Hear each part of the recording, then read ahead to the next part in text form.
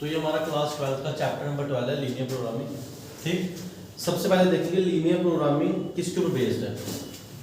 तो साथ साथ आप नोट करते जाना, ठीक है। जो ये लीनियर प्रोग्रामिंग है ये किस कंसेप्ट के ऊपर बेस्ड है? Based on linear programming problems. Linear programming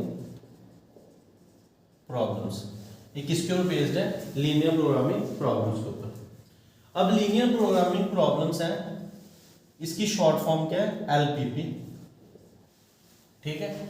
और ये जो लीनियर प्रोग्रामिंग प्रॉब्लम्स है ये मैथ की एक ब्रांच में यूज होता है, पढ़ा जाता है। उस ब्रांच को बोलते हैं ऑपरेशनल रिसर्च। ऑपरेशनल रिसर्च, ठीक है। तो हमने ऑपरेशनल रिसर्च तक तो जाना नहीं, हमने सिंपल क्या करना है, लीनियर प्रोग्रामिंग प्रॉब्लम्स पढ़ना होती है। तो ये जो लीनियर प्रोग्रामिंग प्रॉब्लम्स है आपकी क्लास 12 में, ये आप प्रॉब्लम्स देखोगे एक्सरसाइज 12.2 में। कहाँ देखोगे? एक्सरसाइज 12.2 में। और फर्स्ट एक्सरसाइज में बस हम क्या देखेंगे, ग्राफ्स को कैसे सॉल्व करना है। अब ये जो एक्सरसाइज 12.2 है इसमें किस टाइप की प्रॉब्लम्स देखेंगे, मैं आपको एक एग्जांपल बता देता हूँ। एग्जांपल से बता देता हूँ। सपोज आपके पास फैक्ट्री है, आप नोट भी करते जाना, आपको पता तो होना चाहिए लीनियर प्रोग्रामिंग प्रॉब्लम होता क्या है। सपोज आपके पास एक कोई भी फैक्ट्री है, ठीक है। और फैक्ट्री किसकी है?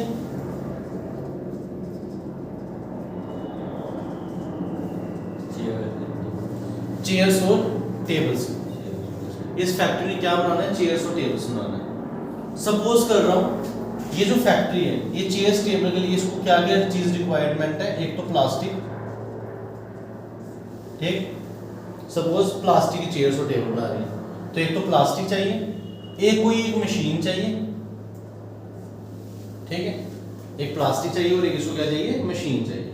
सपोज अब ये जो फैक्ट्री है इसका मेन एम क्या होगा? इसका जो मेन एम है वो होगा मैक्सिमाइज करना, किसको? प्रॉफिट को। और मिनिमाइज करना किसको? लॉस को। यही मेन एम है। इस चीज को मैथ में बोलते हैं ऑप्टिमाइजेशन। क्या बोलते हैं? ऑप्टिमाइजेशन। ऑप्टिमाइज करना मतलब मैक्सिमाइज करना प्रॉफिट को और मिनिमाइज करना लॉस को। इस फैक्ट्री का मेन एम यही है। अब सपोज फैक्ट्री वाले को ऑपरेशनल रिसर्च के बारे में नहीं पता है या लीनियर प्रोग्रामिंग प्रॉब्लम्स के बारे में नहीं पता है, तो वो तो ऐसी फैक्ट्री ओपन कर लेगा, ठीक है। अब वो करेगा क्या? जो ये चेयर्स है और जो ये टेबल्स हैं, सपोज इसको x मान लिया कितनी चेयर्स उसने बनानी है, और इसको y मान लिया कितने टेबल्स उसने पर डे बनाने हैं, तो ये वेरिएबल्स हो गए। अब सपोज उसको मैक्सिमाइज प्रॉफिट को करना है, मैक्सिमाइज किसको करना है? प्रॉफिट को। तो ये उसका फंक्शन हो गया, मैक्सिमाइज किसको करना है? प्रॉफिट को। सपोज मैंने किया जो चेयर्स हैं उसके ऊपर ₹20 प्रॉफिट हो रहा है, और जो टेबल है उसके ऊपर ₹10 प्रॉफिट हो रहा है। ये क्या है? प्रॉफिट। चेयर्स के ऊपर ₹20, टेबल्स के ऊपर ₹10। तो अगर एक्स चेयर्स कंपनी बना रही है तो टोटल प्रॉफिट कितना आएगा? अगर एक चेयर पे 20 है तो एक्स पे कितना होगा? 20x। अगर एक टेबल पे कितना है? ₹10, तो इस पे कितना होगा? 10/, और टोटल कितना होगा? इन दोनों का प्लस और इस प्रॉफिट को मैक्सिमाइज करना। जिस चीज को हमें रिसर्च करनी है कि मैक्सिमाइज करना है मिनिमाइज करना है, उसको बोलते हैं ऑब्जेक्टिव फंक्शन। उसको क्या बोलते हैं? Objective function. ये जो डेफिनेशन है मैं आपको सब बाद में बताऊंगा, पहले हम चैप्टर कंप्लीट करते हैं। अब सपोज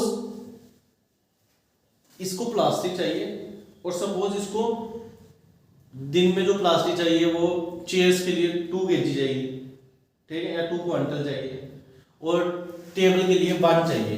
तो इक्वेशन क्या बनेगी? चेयर्स के लिए 2 चाहिए और टेबल के लिए 1 चाहिए। ये बनेगी ना प्लास्टिक की। ये किसकी है? प्लास्टिक, ठीक है। और सपोज जहां से इसने प्लास्टिक उठाना है, कहीं से लेगा ना प्लास्टिक, और वो मैक्सिमम दिन में इसको 10 क्विंटल ही दे सकता है। अगर ये मैक्सिमम 10 क्विंटल दे सकता है तो ये मैक्सिमम आ गया 10, ठीक है। अगर मिनिमम वो 10 दे सकता है, मैक्सिमम जितना मर्जी दे सकता है, दोनों कंडीशनें हो सकती हैं। अगर मैक्सिमम वो कितना दे सकता है? 10 क्विंटल इसको प्लास्टिक दे सकता है, तो ये जो टोटल प्लास्टिक है वो इसके पास 10 क्विंटल ही मैक्सिमम आएगा, उससे ज्यादा आ नहीं सकता। तो अब फैक्ट्री वाले की मर्जी है कि वो 10 लेगा या 10 से कम लेगा, तो ऐसी इक्वेशन बन गई अगर मैक्सिमम 10 अवेलेबल है। अगर उसके बाद लिमिट ही कोई नहीं है, जितना मर्जी उठाओ, मिनिमम उसने 2 क्वांटल देना है, उससे कम वाले को वो लेता ही नहीं है जिसने प्लास्टिक इनको देना है, तो आपके पास ग्रेटर देन इक्वल टू आ जाएगा। अब सपोज मशीन टाइम है, ये एक ऐसी मशीन है जो 1 घंटा मिनिमम चलती है, जिसको 1 घंटा तो चलाना ही चलाना है मिनिमम। इसमें मैंने मैक्सिमम दिया था 10 क्विंटल, मैं मशीन टाइम में सपोज बोल रहा हूँ मिनिमम। और ये बोलता है जो मशीन है उसमें जो चेयर बनाने के लिए टाइम लग रहा है वो 3 आवर्स लग रहे हैं, तो ये 3x आ गया, कितनी चेयर्स बनेगी। और टेबल बनाने के लिए 1 आवर लग रहा है, तो 1 आवर आ गया।